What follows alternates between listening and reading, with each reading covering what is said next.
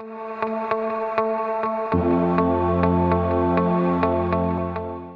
you doing? And welcome to another installment of Objectively Biased with me, your host, the Objective One. Now, today is going to be all day NFL. I'm going to discuss the draft. I'm going to give you my top 3 teams that I feel did the best in the draft. I'm going to give you the bottom 3 teams that I feel, did their best impression of the Mark Sanchez butt fumble with the way they blew the draft.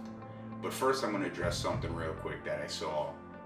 It came off from The Sun, which is a UK media outlet, and it was an article based on Conor McGregor and Floyd Mayweather and the possibilities of them actually getting into a pay-per-view event. I know Conor's having his issues with UFC and Floyd is retired. The fact that it was said that on May 2nd, both of these gentlemen agreed in principle. In principle is a long way away from agreeing to terms, like long way away. But the fact that that was even mentioned brings me to 2 things. First, Floyd's side. It's all about the money. It's always been about the money, and he's setting the terms.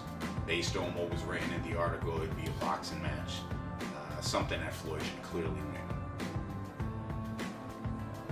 But for Conor McGregor to actually accept this, knowing that all he stands is a puncher's chance in winning that fight, he would have to drop 25 pounds to make the weight that he and Mayweather would meet at. And this would be probably, in my opinion, his farewell tour. He's looking to bank the money and get the hell out of fighting, because it makes no other sense why you would do something like this. Now, in the article, it said that he stands to make just guaranteed money, $7 million. That's not including the pay-per-view. And this would probably be the highest, or gassed as the highest pay-per-view that we have ever seen, period. So, I would like to see it. It'd be entertaining. But is it really going to happen? I doubt it. I wouldn't put any hopes on it. And quite frankly, the fact that someone said they agreed in principle and it was just coming from Conor McGregor's end, or people around Conor McGregor, and nobody from Floyd's camp. Conor McGregor, Floyd Mayweather. I tossed the idea. Alright, now we're going to get into the NFL draft.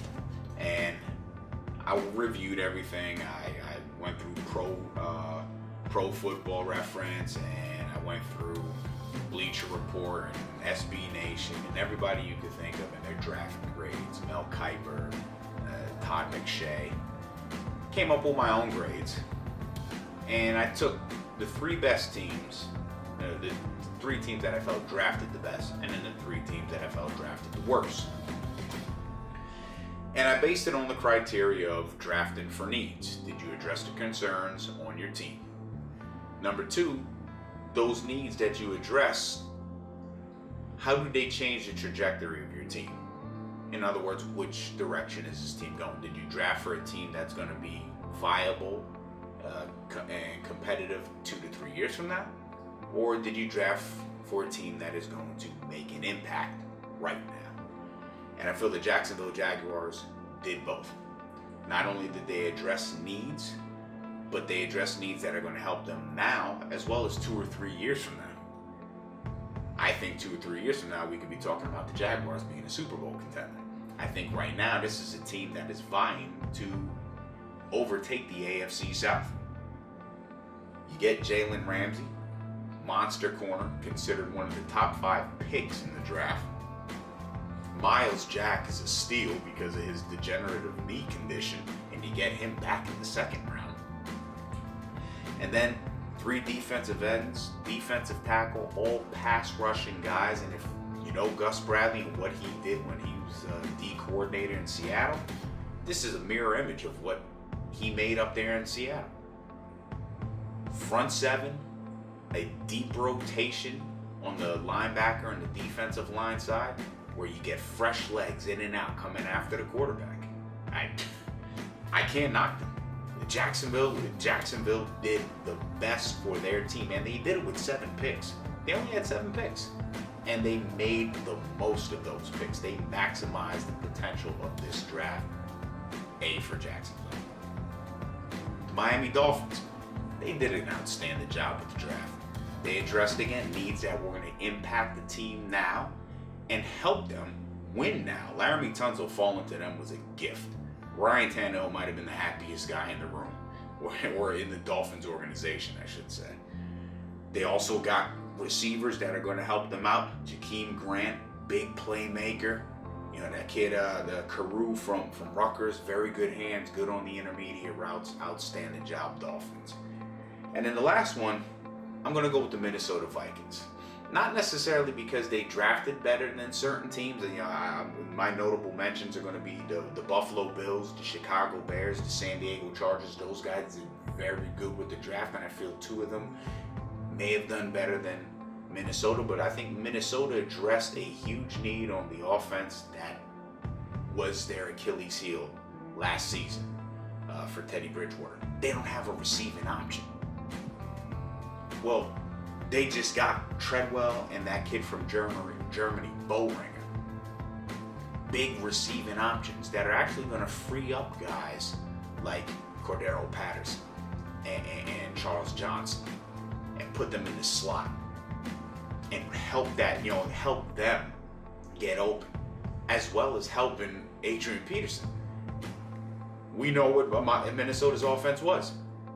Give it to Peterson, let him run. He may not see as many 8 in the boxes as he did in the last 2 seasons, and you're giving Bridgewater an opportunity to flourish. This is going to be his chance. So I really like what Minnesota did in the way they addressed the draft. Now, the team that I feel didn't do so good, Denver Broncos. They got decimated. They were pilfered this season on both sides of the ball. And in return, at the quarterback position, you've got Mark Sanchez, and now you've got Paxton Lynch. Not really promising there. Defensively, you did all right. Adam Gotsis is a very good defensive tackle. But then after that, nothing. You grabbed another running back, so clearly you're not happy with the running back situation. So you don't have a running back to help your quarterback. Your offensive line is still shaky. This team is going from Super Bowl to a bowl of cold soup. They're not going to win anything. I don't even think that they make the playoffs this year. Just bad overall. The Atlanta Falcons. I said Jacksonville had 7 picks and maximized the potential of those picks. Atlanta had 6 picks and they completely shit the bed. I don't know if they were just throwing darts in their draft room and saying, okay, yeah, we're going to take that guy. But if you look at the draft, they got Keanu Neal, the safety from Florida. Big hitter, very good at stopping the run, good tackler. That's where all the compliments end. And you could have gotten 6 or 7 other guys in the 2nd and 3rd round who fit that same mold. Yet you reached on him in the 1st round. Then you go in the 2nd round and you grab Deion Jones, inside linebacker. Good speed, very good speed, very good lateral speed. But he's not a good tackler. He misses 1 out of every 6.5 tackles. What? Not to mention, you're thinking his speed is going to translate into being a good cover linebacker. Well, that doesn't, just because he could keep up with somebody doesn't mean you can stop him from catching the ball. Just means he could run with him while he catches it and runs it into the end zone. Especially if it's the 6th tackle he's got to make. So, Atlanta bottomed out. And in my other team, while they didn't do as bad as the Jets or these bums here, with the amount of picks that the Cleveland Browns had, I don't feel they maximize their draft potential at all. Now, they did address big defensive needs, but I thought Hugh Jackson was going to really build from the inside out, solidify that front seven on defense, solidify that offensive line, because you don't have a quarterback, you don't have a running back. Let's get the trenches corrected and then build outwards.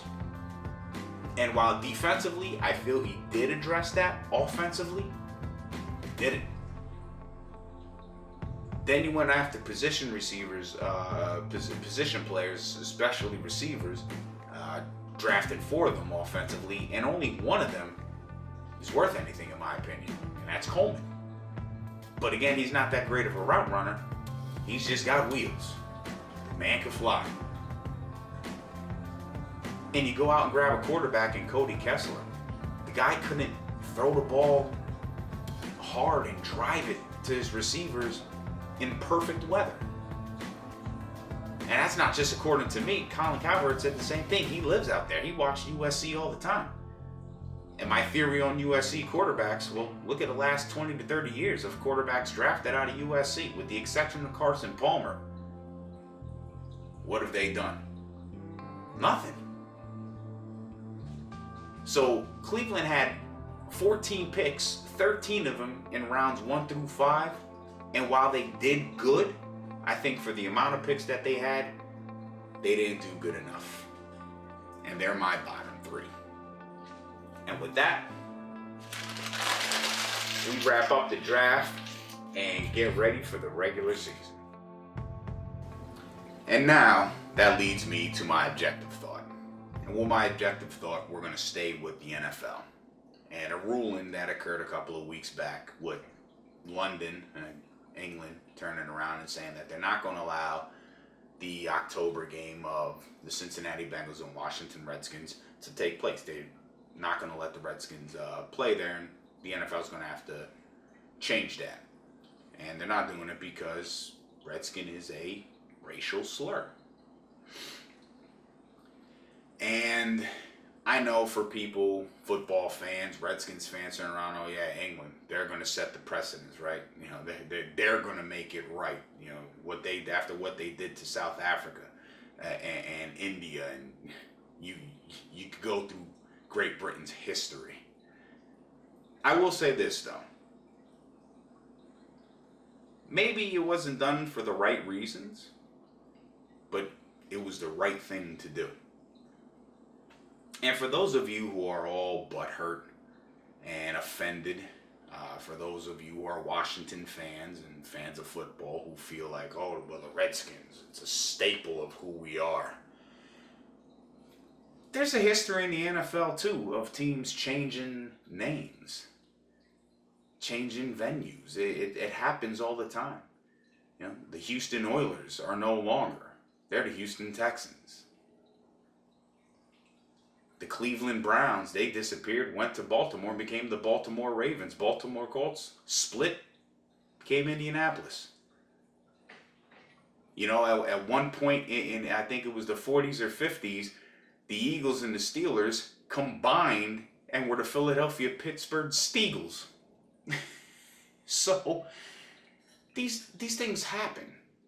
Change happens. It's inevitable. And if you can't come to terms or to grip with the fact that the name Redskin is offensive,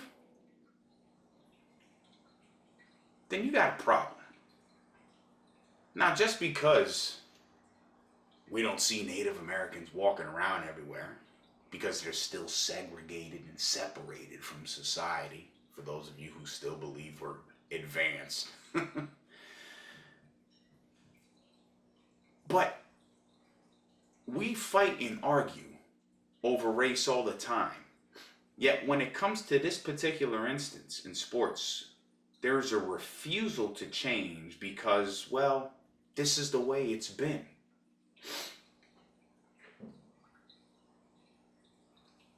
Slavery was the way it was, right? We changed that. I mean, change is going to happen. What's the problem with changing the Washington Redskins to the Washington Warriors. Sounds good. Hey, maybe if you discuss like the Florida State Seminoles did with the Seminole tribe in regards to the use of the name and helping them out and helping the Seminole tribe out down there in Florida, maybe you'd get more instead of taking this ignorant, pompous stance that, well, because it is, or it was, is how it should remain. A racial slur is a racial slur.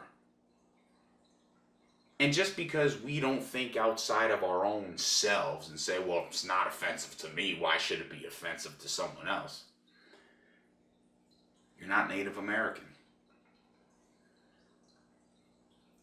Hell, you're not black. You're not Hispanic. You're not Asian, because everybody has experienced it. Everybody has experienced some form of racism. And the party exhibiting the racism is the one that says, well, I'm not offended by it. Yes, thank you, Doogie Howser, for that wonderful perception. Fact is this: we need to change, and we need to change now. I'm not saying boycott Washington. They do a good job themselves. They suck. No one watches their games anyway. But let's stop being insensitive to other people, to other cultures. We've been doing wrong for so long. Hey, shit, maybe we should try to do some right. And with that being said, I conclude my objective thought. Again, subscribe to the YouTube channel, Steve Fogmeg. Follow me on Instagram at @S_Fogmeg. And I hope you enjoy.